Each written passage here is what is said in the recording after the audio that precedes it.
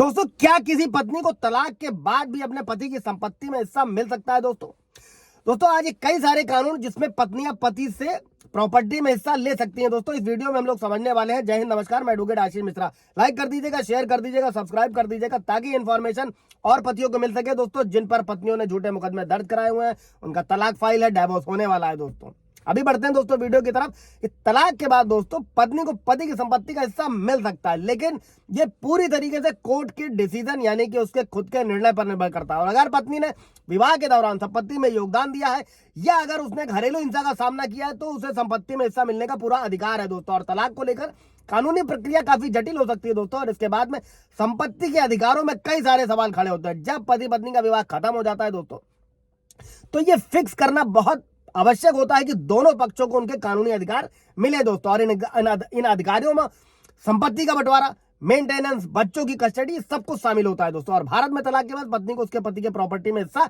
नहीं मिलता है, क्योंकि वो अब लीगली तौर पर उससे अलग हो चुके हैं। लेकिन आजकल लोग पैसे के लिए केस फाइल कर देते हैं और तलाक के बावजूद ये कहीं ना कहीं एक विवाद का भी विषय है। दोस्तों क्यों, इसमें यह भी समझिएगा दोस्तों, कई सारे कानून है, उन कानूनों को बारी बारी समझते हैं। कि हिंदू विवाह अधिनियम में जो संपत्ति का बंटवारे का अधिकार है उसको समझते हैं कि इस कानून के तहत विवाह और तलाक दोनों के मामले आते हैं और इसके प्रावधानों के तहत तलाक के बाद पत्नी के अधिकारों का निर्धारण किया जाता है। दोस्तों और हिंदू विवाह अधिनियम के अनुसार तलाक के बाद पत्नी को कुछ खास कानूनी अधिकार भी मिलते हैं, लेकिन इन अधिकारों के तहत संपत्ति के बंटवारे के बारे में फिलहाल कोई स्पष्ट प्रावधान नहीं है। दोस्तों अभी समझते हैं कि संपत्ति का बंटवारा हिंदू विवाह अधिनियम में तलाक के बाद संपत्ति के बंटवारे से संबंधित फिलहाल तो कोई सटीक प्रावधान नहीं है। दोस्तों हालांकि कोर्ट ये मानती है कि तलाक के बाद अगर पत्नी की आर्थिक स्थिति कमजोर है और वो बच्चों के पालन पोषण में व्यस्त रही है तो उसे संपत्ति के हिस्से का एक हक मिल सकता है। और ये स्थिति कोर्ट के डिसीजन पर निर्भर करती है। दोस्तों और इसे पत्नी की जीवन शैली, पति की संपत्ति और अन्य सारी सामाजिक परिस्थितियों के आधार पर तय किया जाता है। इसके बाद में दोस्तों मेंटेनेंस, एलिमनी, भारतीय कानून के तहत तलाक के बाद पत्नी को भरण पोषण की सुविधा दी जाती है। और भरण पोषण का जो पर्पस होता है वो पत्नी को आर्थिक सुरक्षा प्रदान करना होता है, ताकि तलाक के बाद में पत्नी को जीवन यापन के लिए जो है वित्तीय सहायता दी जा सके। और भरण पोषण कोर्ट द्वारा पति की इनकम, पत्नी की जरूरत, वैवाहिक जीवन में जो योगदान होता है उसके आधार पर तय किया जाता है। दोस्तों इन सभी चीजों को देखकर तय किया जाता है।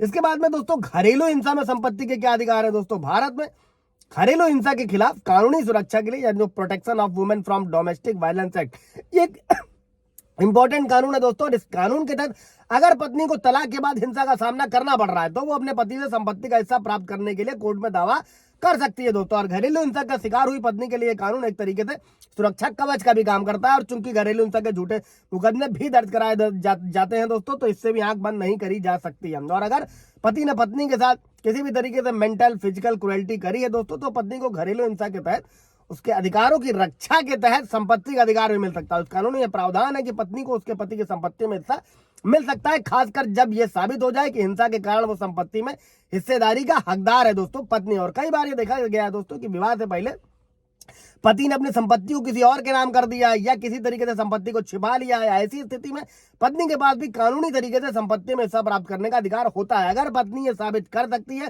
कि उसने विवाह के दौरान परिवार की संपत्ति में किसी प्रकार का योगदान किया है, मिलना तय है, और पत्नी ने गृहस्थी की देखभाल करी है, बच्चों के लालन पोषण में योगदान दिया है, परिवार की संपत्ति में किसी प्रकार से हाथ बटाया, तो भी बंटवारे में हिस्सा मिल सकता है। दोस्तों और अदालतें ऐसी परिस्थितियों को ध्यान में रखते हुए फैसला देती हैं कि पत्नी को उसकी संपत्ति में हिस्सेदारी मिलनी चाहिए या नहीं मिलनी चाहिए। आप समझते हैं दोस्तों तलाक के बाद संपत्ति का बंटवारा कोर्ट कैसे फाइनल करता है? दोस्तों किसी भी पत्नी के लिए तलाक के बाद संपत्ति का बंटवारा जो होता है दोस्तों वो भी कोर्ट के फैसले पर निर्भर करता है।